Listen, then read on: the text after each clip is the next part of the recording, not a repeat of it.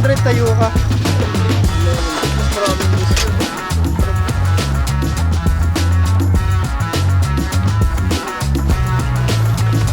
Hello, so nandito kami ngayon sa location.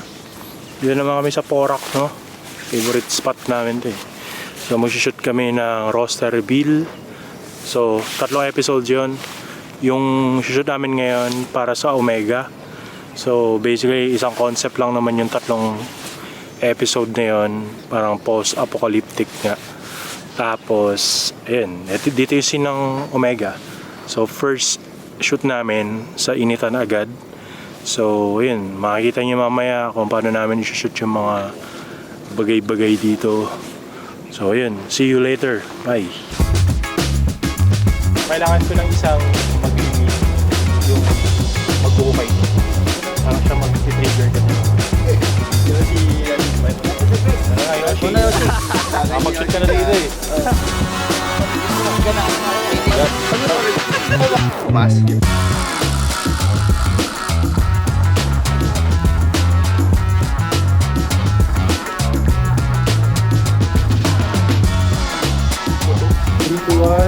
Action. Tapos tanggal. Yan. Kayong titigil lang kita yung nagkakanta. Bugi na kanina. Bugi niya ako. Pwesto mo na kayo.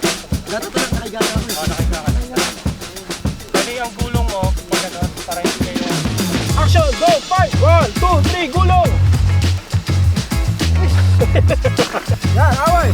1, 2, 3, tapos stop!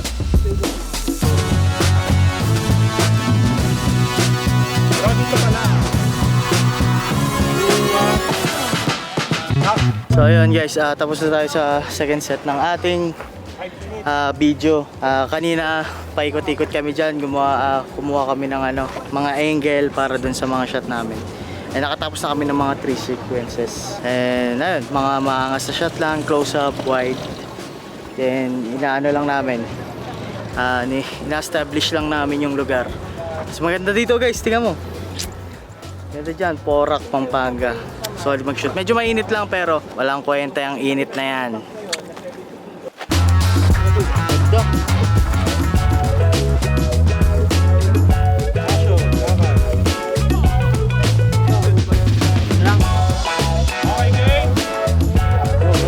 Parang ano ka lang?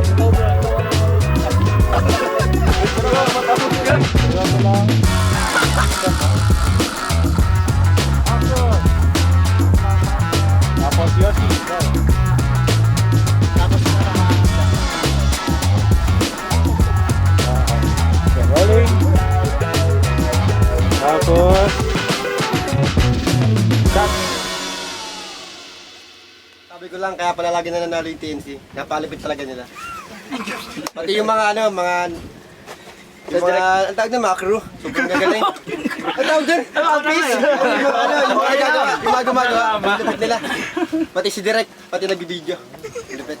Tsaka di nagugutom yung mga talent. Smooth lang, smooth lang yung susog smooth.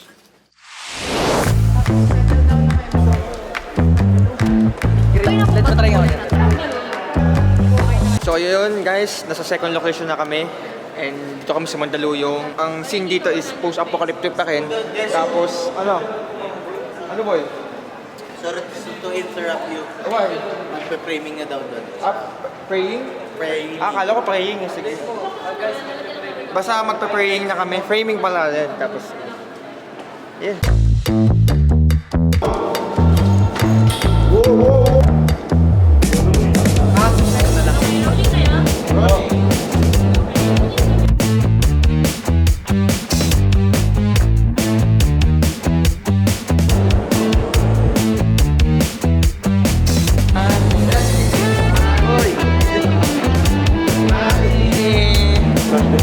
Kasi coach, nakita mo na parang may dumaan.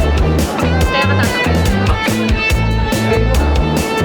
Hindi ko alam kung nasa scene na kung saan, hindi ko alam eh. Pero tignan natin kung ano mangyayari mamaya. Gusto ko lang makita kung anong itsura namin lahat. Excited kasi bago yung ganito sa amin.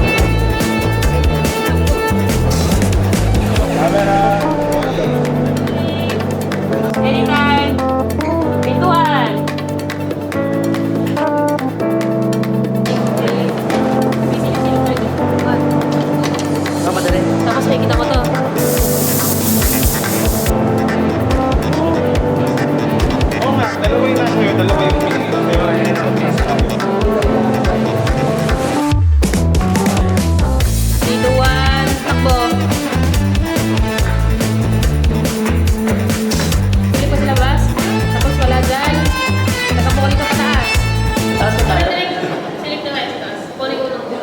ang scene natin dito?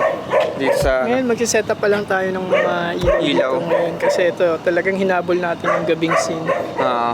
para makuha natin yung yung peg natin. Anong peg mo dito? Anong peg ng... Basically, parang nakikita ko para siyang nasa clip yung subject.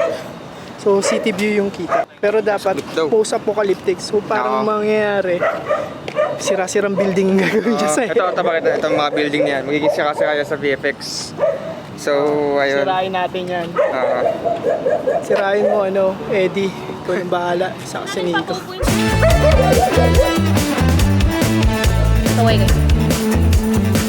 Ito yung mid lane nila. Takbo!